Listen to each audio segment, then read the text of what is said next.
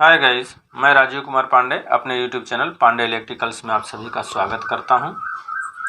आज हम एक फंक्शन जो दो वेरिएबल x और y का फंक्शन है उसके लिए मिनिमा और मैक्सिमा की जो नेसेसरी कंडीशन होती है उसको समझेंगे और मैक्सिमा और मिनिमा कैसे फाइंड करें इस दो वेरिएबल वाले फंक्शन के लिए उसके वर्किंग रूल को यहाँ पे हम समझेंगे और उसके जो दो वेरिएबल होंगे वो दोनों ही इंडिपेंडेंट टाइप के हैं।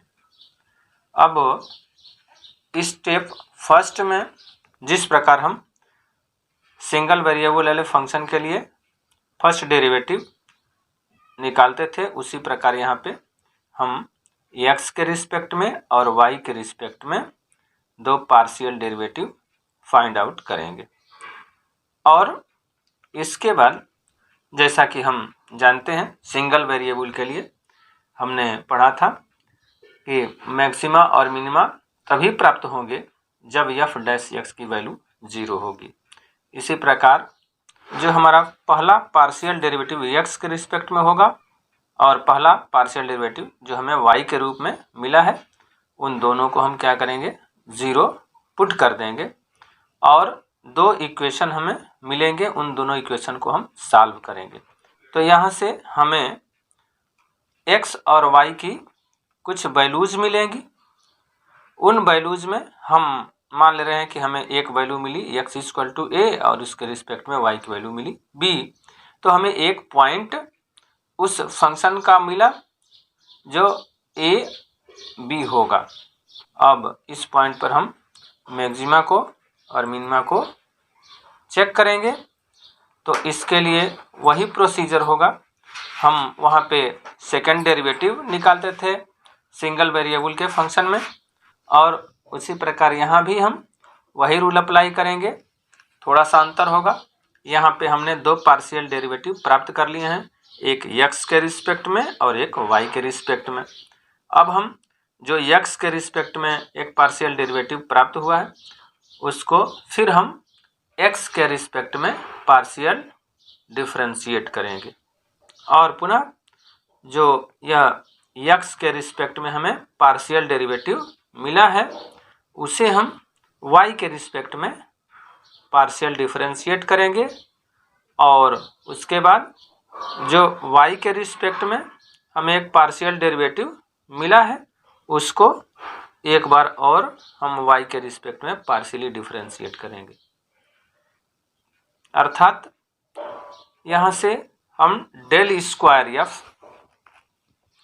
अपॉन डेल एक्स स्क्वायर और del square f upon del Y square और del square f upon del x del Y को फाइंड आउट कर लेंगे।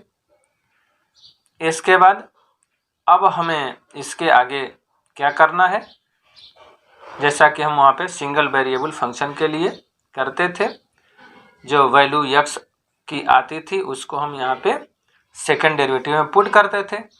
वही रूल यहाँ भी हम लगाएंगे।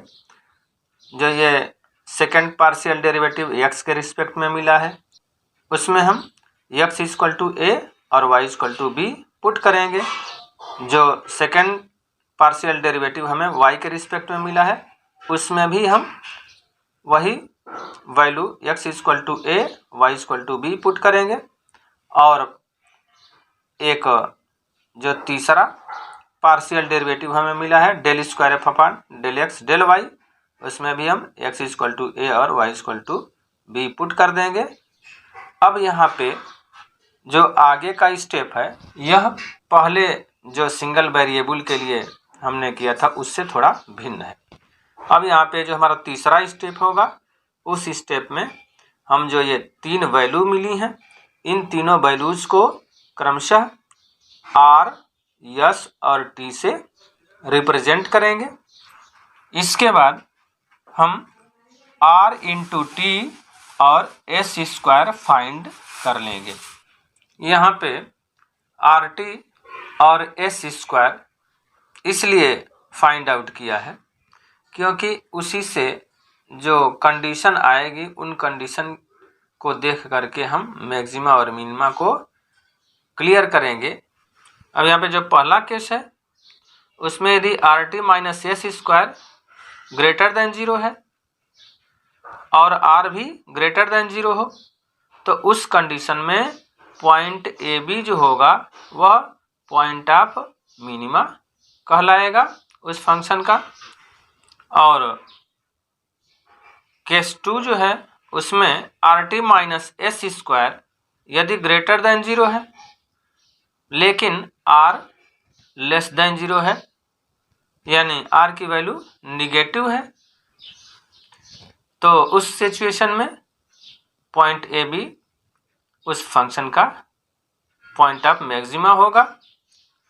और यदि तीसरे केस में R T minus S square less than 0 हो जाए, यानी इसकी वैल्यू निगेटिव मिले, तो वह फंक्शन एफ एक्स वाई उस पॉइंट ए बी पे न तो मैक्सिमा देगा न ही मिनिमा। और जो चौथा केस है उस केस में R T minus S square यदि 0 हो जाए तो हम यहाँ कुछ डिसाइड नहीं कर सकते, एक डाउटफुल केस हमें मिलेगी, तो हम अगले इन्वेस्टिगेशन के लिए प्रोसेस को आगे बढ़ाएंगे। यही हमारे वर्किंग रूल का प्रोसेस होगा। अब आइए इसको थोड़ा समराइज कर लिया जाए। जिस प्रकार हम किसी सिंगल वेरिएबल फंक्शन के लिए मैक्सिमा और मिनिमा की जो नेसेसरी कंडीशन थी उसमें F dash x find out करते थे और इसको 0 के बराबर पुट करते थे, उसी प्रकार दो वेरिएबल वाले फंक्शन के लिए हम दो पार्शियल डेरिवेटिव एक x के रिस्पेक्ट में और एक y के रिस्पेक्ट में निकालेंगे और दोनों को 0 के बराबर पुट कर लेंगे। अगला स्टेप सिंगल वेरिएबल के लिए हम वहाँ पे x की वैल्यू फाइंड आउट करते थे। यहाँ पे इन दो जो इक्वेशन हमें मिलेंगे उन दोनों इक्वेशन की मदद से हम x और y की वैल्यूज को फाइंड आउट करेंगे और एक पॉइंट को वहाँ से निकाल लेंगे, माना वह पॉइंट ए बी हमें मिला। अब अगले स्टेप में सिंगल वेरिएबल के जिस प्रकार हम सेकेंड डेरिवेटिव निकालते थे वही मेथड यहाँ भी हम अपनाएंगे और जो हमें दो पार्शियल डेरिवेटिव मिले हैं उनको हम पहले वाले को x के रिस्पेक्ट में और दूसरे वाले को y के रिस्पेक्ट में पार्शियल डिफरेंशिएट करेंगे और उनमें से किसी एक को हम उसके विपरीत वेरिएबल, यदि del F by del X है तो उसे y के रिस्पेक्ट में अथवा del F by del Y है तो उसे x के रिस्पेक्ट में एक बार पार्शियल डिफरेंशिएट कर लेंगे और तीसरा एक सेकेंड ऑर्डर का पार्शियल डेरिवेटिव और प्राप्त कर लेंगे। और इसके बाद जो भी हम मेथड अपनाएंगे वो अब भिन्न होगा और इस प्रकार हमें 4 प्रकार की केसेस मिल सकती हैं। इन चारों में से जो भी केस हमें मिलती है उसको देखकर हम डिसाइड कर पाएंगे कि उस पॉइंट की पोजीशन उस फंक्शन के लिए क्या होगी। आइए इसे एक एग्जाम्पल से हम समझते हैं। यहाँ पे हमने एक क्वेश्चन लिया है, prove that u equal to X square Y square minus 5x square minus 8xy minus 5y square is maximum at x equal to y equal to 0। इस एग्जाम्पल में हमें दिख रहा है कि यह जो u है वह दो वेरिएबल x और y का फंक्शन है, इसलिए यहाँ पे दो पार्शियल डेरिवेटिव हमें निकालने पड़ेंगे। तो आइए चलते हैं दो पार्शियल डेरिवेटिव हम निकालें। तो पहले स्टेप में del you by del X निकालेंगे। तो यहाँ से del you by del X निकालेंगे तो हमें y को फिक्स करना होगा और x को डिफरेंशिएट करना होगा। तो इस प्रकार हमें क्या मिलेगा, यहाँ से 2x y स्क्वायर और यहाँ से हो जाएगा 5 इंटू 2 10x आएगा और यहाँ पे माइनस 8y और x का 1 हो जाएगा तो माइनस 8y। और इसी प्रकार del you by del Y निकालेंगे तो यहाँ से x को हम कांस्टेंट मान लेते हैं और y का डिफरेंशिएशन y के रिस्पेक्ट में करते हैं पार्शियल डिफरेंशिएट करते समय। तो यहाँ से del you by del Y की वैल्यू मिलेगी 2x² y और ये 0 हो जाएगा, माइनस 8x और माइनस 10y। अब यहाँ से जो मैक्सिमा या मिनिमा के लिए नेसेसरी कंडीशन है वो है del you by del x और del you by del Y को 0 होना चाहिए। तो हमें दो इक्वेशन मिलेंगे, इन दोनों से हम x और y की वैल्यू को फाइंड आउट करते हैं। यहाँ पे जो हमें पहला इक्वेशन मिला था वह मिला था 2xy² minus 10x minus 8y equal to 0। यहाँ से 2 कॉमन ले लेंगे तो हमें मिलेगा xy² minus 5x minus 4y equal to 0। इन दोनों टर्म्स में x कॉमन है तो x कॉमन ले लेंगे, y² माइनस 5 और ये माइनस 4y को इधर राइट साइड में ट्रांसफ़र कर देंगे तो ये 4y के बराबर हो जाएगा। अब यहाँ से हमें x equal to 4y upon y² minus 5 मिला, जिसे इक्वेशन नंबर 3 हमने लिख लिया है।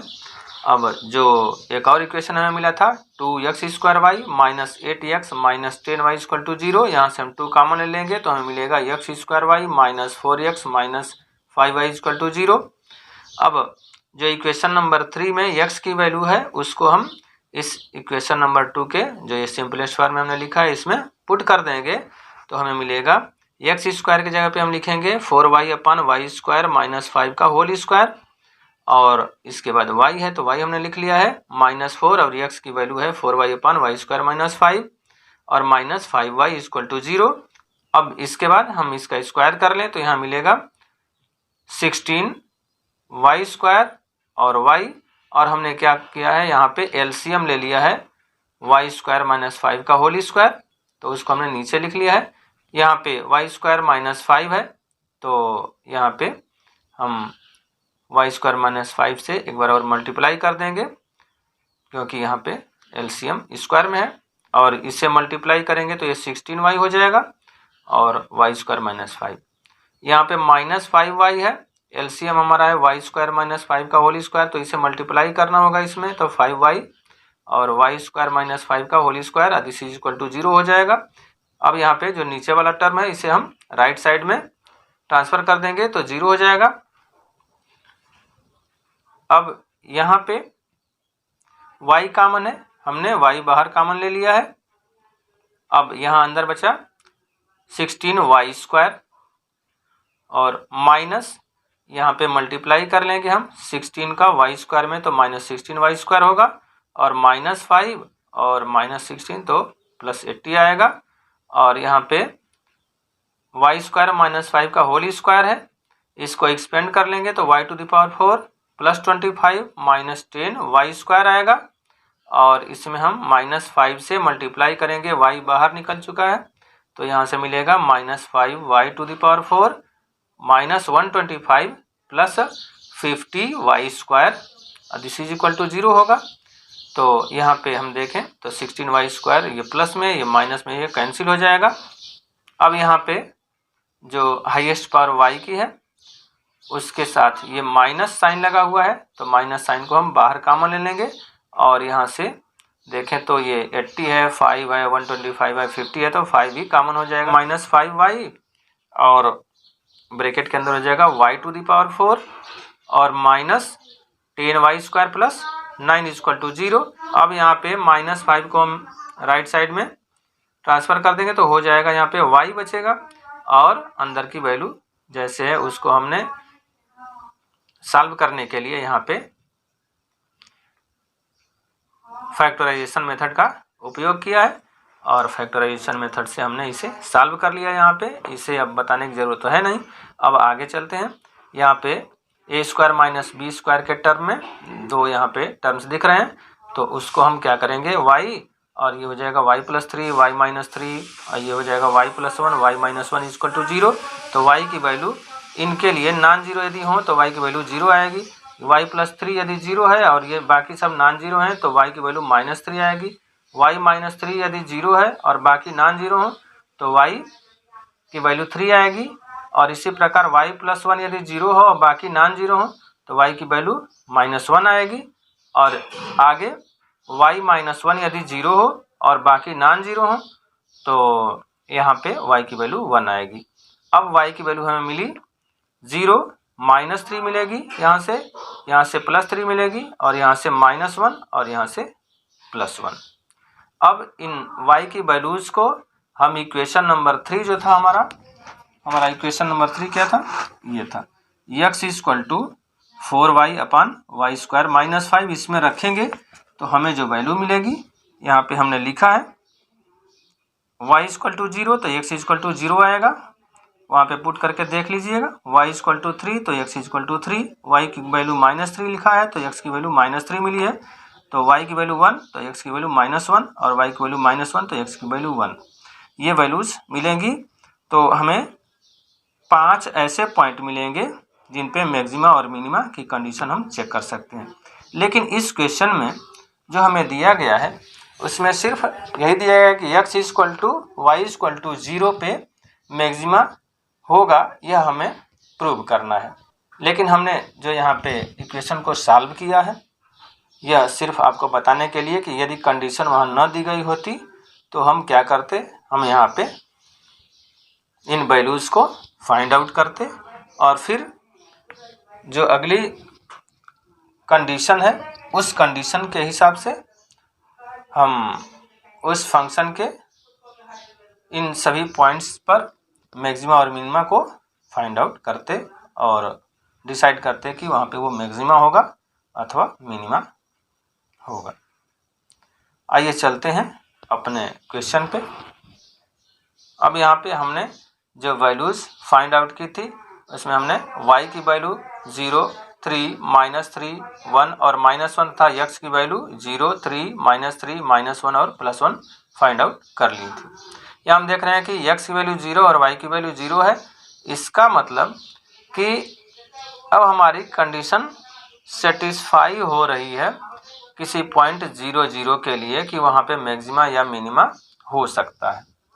तो इतना से यह कंफर्म हो गया है कि जो क्वेश्चन में हमें प्रूफ करना है वो सत्य होगा, इसलिए कि हमें 1.00 यहाँ पे मिल रहा है।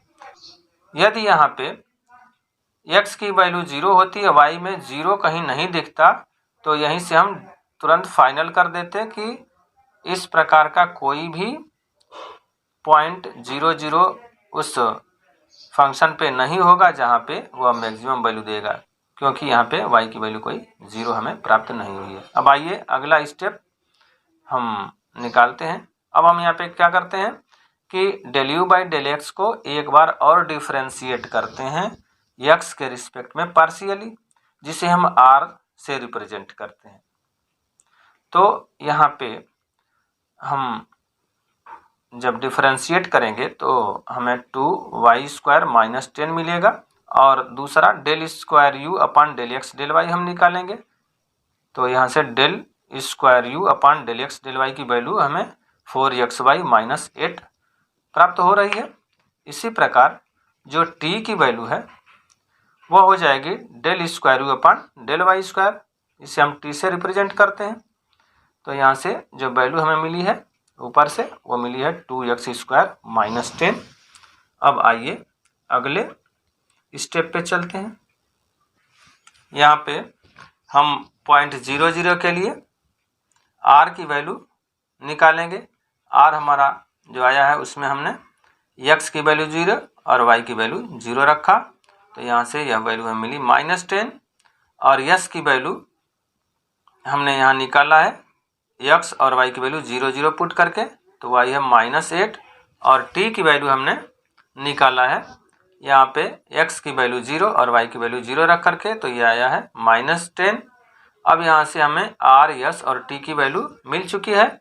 इस स्टेप में जो अगला स्टेप है इसमें हम क्या करेंगे, rt - s² फाइंड आउट करेंगे।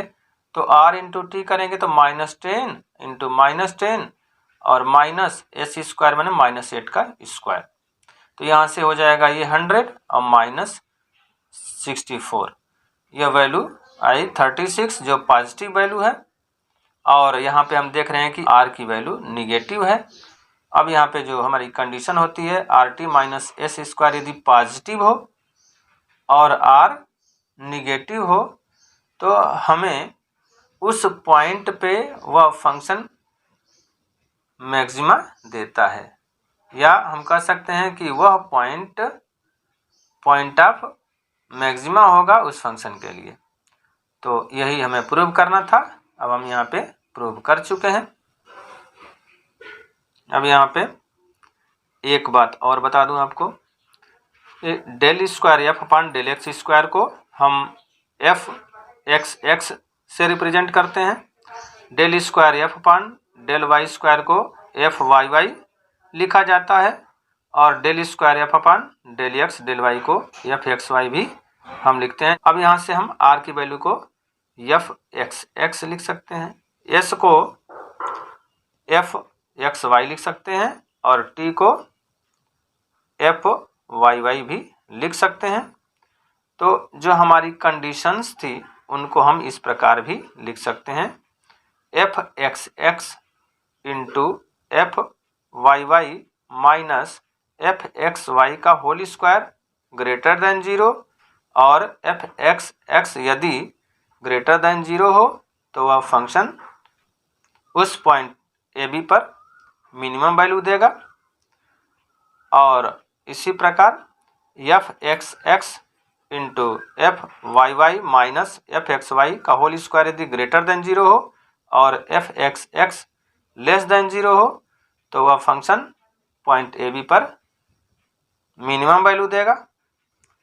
और F X X into F Y Y minus F X Y का होल स्क्वायर यदि इक्वल टू 0 हो जाए तो वह फंक्शन उस पॉइंट ए बी पर न तो मैक्सिमम वैल्यू देगा न मिनिमम वैल्यू देगा, अर्थात वह पॉइंट ए बी उस फंक्शन का न तो मैक्सिमा का पॉइंट होगा न मिनिमा का पॉइंट होगा। और यदि कंडीशन ये लेस देन 0 हो जाती है तो हम अगले स्टेप में चले जाएंगे। मैं आशा करता हूँ फंक्शन ऑफ टू वेरिएबल्स के लिए जो वर्किंग रूल है वह आपके समझ में आया होगा और हमारे बताने का तरीका आपको अच्छा लगा होगा, समझ में आया होगा। यह वीडियो आपको यदि अच्छी लगी हो तो इसे लाइक करिए, शेयर करिए तथा इस प्रकार की और वीडियो प्राप्त करने के लिए हमारे चैनल को सब्सक्राइब करिए तथा बेल आइकन को प्रेस कर दीजिए ताकि जब भी हम कोई वीडियो अपलोड करें तो उसका नोटिफिकेशन आपको तुरंत मिल जाए। मिलते हैं अगले वीडियो में, तब तक के लिए धन्यवाद।